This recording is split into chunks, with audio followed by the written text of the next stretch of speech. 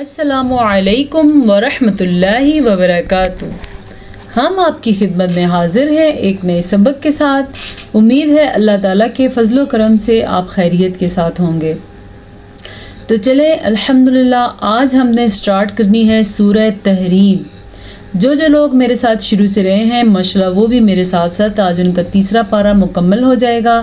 آج نہیں بلکہ آج سے 2-4 دن کے بعد سورہ تحریم جب مکمل ہوگی تو ہمارا تیسرا پارہ بھی مکمل ہو جائے گا۔ میں نے آپ سے سجیشن پوچھا ہے کہ اس کے بعد ہمیں 27واں پارہ سٹارٹ کرنا چاہیے یا پہلا پارہ، تو کامنٹ سیکشن میں کچھ لوگوں نے مجھے اس کا جواب دیا اور باقی لوگوں کے جواب کا مجھے انتظار رہے گا۔ مجھے فیصلہ کرنے میں آسانی ہو جائے گی اس لیے آپ سے مشورہ کر رہی ہوں۔ تو چلے سٹارٹ کرتے ہیں آج کا سبق۔ اعوذ باللہ من الشیطان الرجیم، بسم اللہ الرحمن الرحیم۔ سورۃ التحریم مدنیہ۔ بسم اللہ الرحمن الرحیم۔ یا ایہا النبی لم تحرم، یا ایہا النبی، یہ جو مد آپ کو نظر آ رہی ہے یہ مد 3 سے 4 حرکات عربیہ کے برابر ہے اور 2 سے 3 سیکنڈ کے لیے اس کو لمبا کیا جاتا ہے۔ اگر اس مد کی ادائیگی میں ہم نے تھوڑی بہت کمی بیشی کی تو ٹھیک ہے، لیکن اگر زیادہ کمی بیشی کریں گے تو پھر اس سے ہمارا سبق غلط ہو جائے گا۔ اسے ہم نے پڑھنا ہے یا ایہا النبی، اتنی لمبی یہ مد ادا کرنی ہے۔ باقی یہاں پہ نون میں آپ کے پاس شد ہے تو نون کے اوپر غنہ مسٹ ہے۔ غنہ کہتے ہیں اس آواز کو جو ناک کے اندر جا کے ٹھہر جاتی ہے۔ کیسے؟ ہنبی، یہ جو نون پہ میں رکی ہوں نا اسی کو کہتے ہیں غنہ۔ یا ایہا النبی، ٹھیک ہے، سمجھ آ گئی آپ کو؟ لیما، لام زیر لی، میم زبر ما، لیما۔ اکثر لوگ اس کو پڑھتے ہیں لیما، وہ لفظ کچھ اور بن جاتا ہے۔ لیما کا مطلب کچھ اور ہے اور لیما کا مطلب کچھ اور ہے، اسی لیے اس کو ہم پڑھیں گے لیما۔ لیما تحرمو، ہا کے مخرج کا خاص خیال رکھنا ہے۔ بس آپ نے لیما کو لمبا نہیں کرنا، لیما بھی نہیں پڑھنا اور اس کو لیما بھی نہیں پڑھنا، اس کو آپ نے صرف پڑھنا ہے لیما، ٹھیک ہے۔ جانے انجانے میں لفظ تھوڑے سے بھی لمبے ہو جاتے ہیں، اپنی اس غلطی پہ کنٹرول کریں۔ 80% یا 80% قرآن مجید آپ کا خود ہی درست ہو جائے گا۔ لیما تحرمو، تاپشتو، حزبر روحر، تحر، رازری، تحری، میم پشمو، تحرمو۔ جتنی مقدار میں نے بھی آپ کے سامنے پڑھی ہے اس کے اوپر فوکس کریں، اس سے ذرا بھی لمبی نہ ہونے پائے، ٹھیک ہے۔ تحرمو ما احل اللہ۔ اچھا جی، ماں کے اوپر جو مد آپ کو نظر آ رہی ہے اس مد کی مقدار 2 سے 3 حرکات عربیہ ہے، اس کو لمبا کرنا ہے ما احل اللہ۔ ہا کے تلفظ کا خاص خیال رکھنا ہے اور حمزہ کو بالکل بھی لمبا نہیں کرنا، اس کو پڑھنا ہے احل اللہ، ٹھیک ہے۔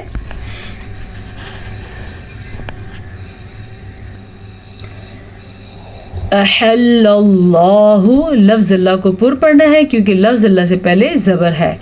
ہا کے مخرج کا دھیان رکھنا ہے، حمزہ اور ہا کی مقدار کا بھی دھیان رکھنا ہے۔ اگر کوئی اس کو پڑھے گا احل اللہ تو غلط ہے، یا کوئی الف کی آواز کو لمبا کرے گا تو بھی غلط ہے۔ لک، جیم پہ وقف جائز ہے، جو آپ کو چھوٹا سا جیم نظر آ رہا ہے اس کا مطلب ہے کہ جائز وقف۔ تبتغی، تبتغی، با کے اوپر ساکن ہونے کی وجہ سے با پہ کلکلا ہو رہا ہے، ٹھیک ہے۔ قاف، طا، با، جیم، دال، یہ 5 وہ حروف ہیں جو ساکن آنے کی وجہ سے کلکلا ہو جاتا ہے، ٹھیک ہے۔ تبتغی، غین کے تلفظ کا خیال رکھنا ہے اور یا مدہ کو بھی ادا کرنا ہے۔ مرضات ازواجک، रॉ को पुर पढ़ना है क्योंकि रॉ साकिन से पहले हर्फ पे ज़बर है। ज़्वाद को पुर पढ़ना है। पुर पढ़ने से याद आया कि कल किसी ने मेरे से कमेंट में पूछा हुआ था कि पुर पढ़ने का क्या मतलब है। ये मैं काफ़ी दफ़ा बता चुकी हूँ, लेकिन मैं आपके लिए फिर से बता रही हूँ। पुर का मतलब है लफ्ज़ को मोटा पढ़ना। जैसे कि अगर मैं यहाँ पे ज़्वाद को पुर नहीं पढ़ूँगी तो मैं आवाज़ निकालूँगी मरज़ाता, मरज़ाता। ये मैंने इसको पुर नहीं किया, मोटा नहीं पढ़ा। अब जब मैं इसको पढ़ूँगी मरज़ाता, अब मैंने इसको पुर किया है, यानी कि मोटा करके पढ़ा है। ठीक है। अब पुर और बारीक ये दो अपोजिट चीज़ें हैं। एक होता है पुर, एक होता है बारीक। तो हम पुर का मतलब मोटे में भी ले सकते हैं कि इस लफ्ज़ को मोटा करके पढ़ेंगे। फिर से एक दफ़ा फ़र्क वाज़ा करने की कोशिश करती हूँ, आप भी सीखने की कोशिश करें। मरज़ाता, अब मैंने रॉ को भी पुर पढ़ा है और ज़्वाद को भी पुर पढ़ा है। अब मैं इन दोनों को पुर नहीं पढ़ती तो क्या बनेगा? मरज़ाता। ये गलत है। ठीक है, ऐसे पढ़ना गलत है। पुर का मतलब है उस लफ्ज़ को मोटा करके पढ़ना। हरूफ मुस्तालिया 7 हैं, वो 7 हरूफ हैं जो मोटे पढ़े जाते हैं।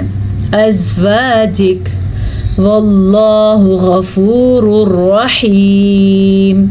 वल्लाहु, लफ्ज़ अल्लाह को पुर पढ़ना है क्योंकि लफ्ज़ अल्लाह से पहले ज़बर है। गफूरुर रहीम। अच्छा जी, लफ्ज़ अल्लाह से पहले ज़बर या पेश आ जाए तो लफ्ज़ अल्लाह पुर पढ़ा जाता है, और अगर लफ्ज़ अल्लाह से पहले ज़ेर आ जाए तो लफ्ज़ अल्लाह बारीक पढ़ा जाता है। तो यहाँ पे हम पुर कैसे पढ़ेंगे? वल्लाहु, समझ आ रही है? और गलत पढ़ेंगे, बारीक पढ़ेंगे तो वो कैसे होगा? वल्लाहु। ये फ़र्क है पुर और बारीक का। गफूरुर रहीम। रॉ के ऊपर जब ज़बर आ जाए या पेश आ जाए तो रॉ पुर पढ़ी जाती है। अगर रा के नीचे ज़ेर आ जाए तो रा बारीक पढ़ी जाती है। अगर रा साकिन आ जाए, जैसा कि यहाँ पे हमारे पास साकिन है, तो फिर उससे पीछे वाले लफ्ज़ की हरकत की कंडीशन देखेंगे। पीछे वाले लफ्ज़ पे ज़बर और पेश है तो फिर रॉ पुर पढ़ेंगे, यानी कि मोटी करके पढ़ेंगे। और अगर पीछे वाले हर्फ के नीचे ज़ेर है तो रा बारीक पढ़ेंगे। क़द फ़रज़ल्लाहु, फिर से फील हो रहा है आपको मैं क्या पुर पढ़ रही हूँ। क़ाफ को भी पुर पढ़ा, दाल पे मैंने कलकला किया क्योंकि दाल हुरूफ़ कलकला में से है। रॉ को मैंने पुर पढ़ा क्योंकि रॉ पे ज़बर है। ज़्वाद को मैंने पुर पढ़ा क्योंकि ज़्वाद हुरूफ़ मुस्तारिया में से है। अल्लाह का लफ्ज़ अल्लाह को मैंने पुर पढ़ा क्योंकि लफ्ज़ अल्लाह से पहले ज़बर है। तो कितनी चीज़ें हैं इसमें पुर पढ़ने वाली और कितनी और चीज़ें हैं जिनका ख्याल रखना है।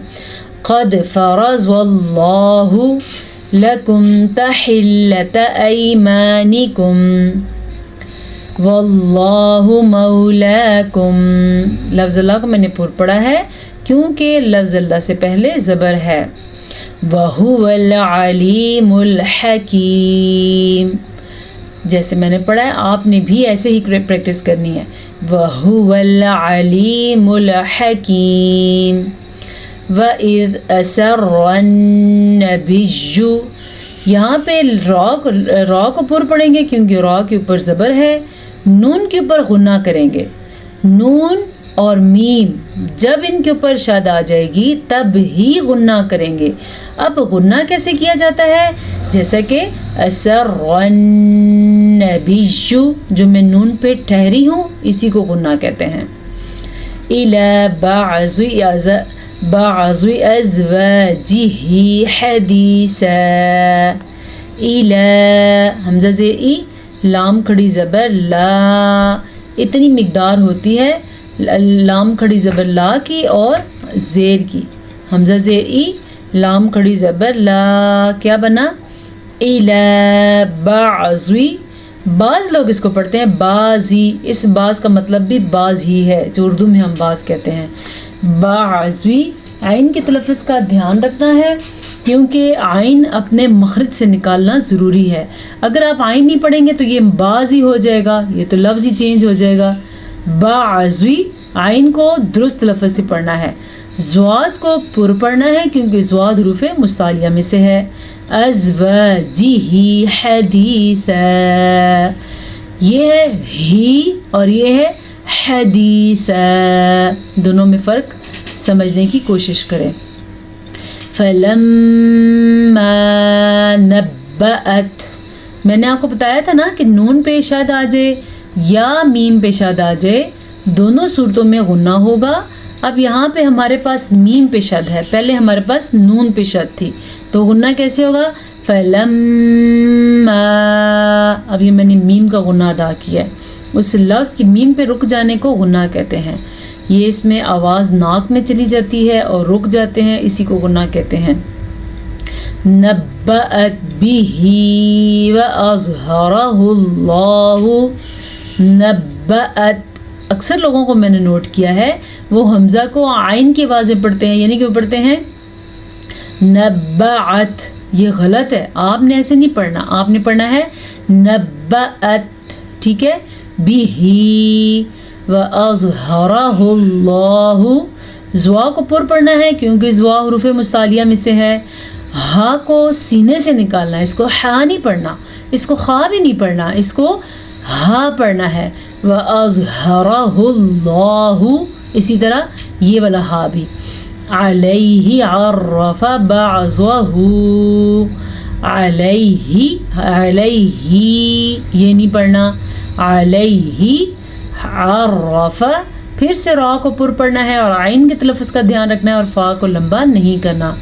بعضہ, عین کے تلفظ کا دھیان رکھنا ہے, اس کو اگر آپ دھیان نہیں رکھیں گے تو یہ بن جائے گا بعضہ, تو یہ لفظ ہی غلط ہو جائے گا. وَأَعْرَضَ عَن بَعْض.